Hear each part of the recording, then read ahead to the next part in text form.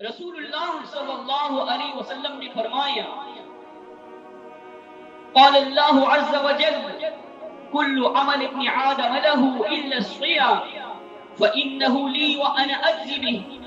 والصيام جنة فإذا كان يوم صوم أحدكم فلا يرفث يومئذ ولا يسخر فإن سابه أحد أو قاتله فليقل إني امرؤ صائم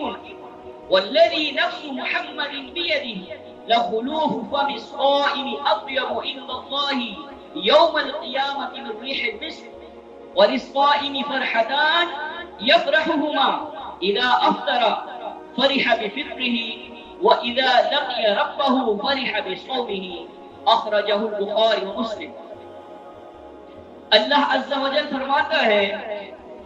کہ ابن آدم کا ہر عمل اس کے لیے ہے سوائے روزوں کے، اس لیے کہ وہ یقیناً میرے لیے ہیں، لہذا میں ہی خاص طور پر ان کی جزا دوں گا۔ برائیوں سے بچانے کے باعث روزے ڈھال ہیں، لہذا اگر کسی دن تم میں سے کسی کا روزہ ہو تو اسے چاہیے کہ وہ بے حیائی کی باتیں نہ کرے اور چیخنے چلانے سے بھی اجتناب کرے۔ پھر اگر کوئی اسے برا بھلا کہے یا اس سے لڑے جھگڑے تو یا تو وہ برا بھلا کہے اور نہ لڑائی جھگڑا کرے، بلکہ اس سے کہہ دے کہ میں روزے دار ہوں۔ اس ذات کی قسم جس کے ہاتھ میں محمد کی جان ہے، روزے دار کے منہ کی بو اللہ تعالی کے نزدیک مشک کی خوشبو سے زیادہ پسندیدہ ہے، اور روزے دار کے لیے دو خوشیاں ہیں جس کے باعث اسے خوشی میسر آتی ہے۔ ایک اس وقت جب وہ روزہ افطار کرتا ہے تو وہ روزہ کھولنا، اللہ کی عطا کردہ نعمتوں سے لطف اندوز ہونا اس کے لیے باعث مسرت ہوتا ہے، اور جب وہ اپنے رب سے ملاقات کرے گا تو وہ اپنے روزوں کے اجر و انعام کے باعث شادہ اور فرحاں ہوگا۔ بھوک، نقاہت، پیاس کی شدت، طبیعت میں تیزی، چڑچڑاہٹ کے باعث بعض لوگ روزے سے حصول تقوی کے بجائے اسے بھڑکانے کا موجب قرار دیتے ہیں۔ وہ اپنی بیویوں سے بد مزاجی کرتے ہیں، بچوں پر خفا ہوتے ہیں، زیر دست کام کرنے والوں کو ذرا ذرا بات پر جھڑکتے ہیں، ملازمین سے دشنام درازی کرتے ہیں، اور اس کے پڑوسیوں دکانداروں سے چھوٹی چھوٹی باتوں پر الجھتے ہوئے نظر آتے ہیں۔ بعض موقعوں پر وہ اپنے آپ سے کمزور کو مار پیٹنے سے بھی دریغ نہیں کرتے، اور اس کے بعد اپنے آپ کو یہ سمجھا کر تسلی دے دیتے ہیں کہ روزے میں ایسا ہو ہی جاتا ہے، روزے میں ایسا ہی ہوتا ہے، یعنی روزے کو بھڑکانے کا موجب قرار دیتا ہے۔ ہمارے نبی صلی اللہ علیہ وسلم نے اس کا حل یہ بتایا تھا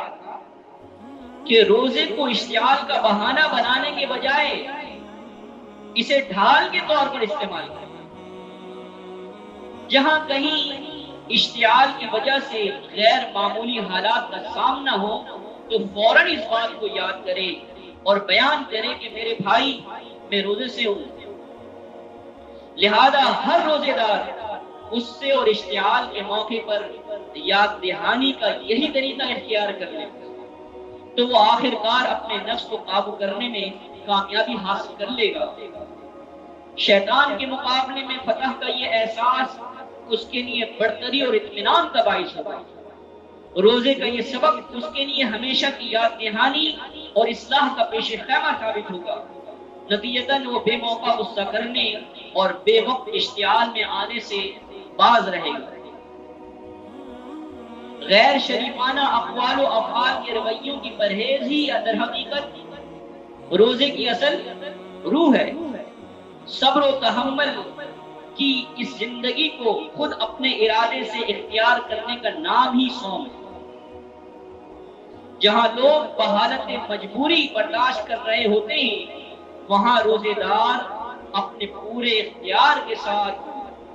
اس پسندیدہ طرز زندگی کو اپنانے کے لیے باقاعدہ مشقوں میں مصروف عمل ہوتا ہے۔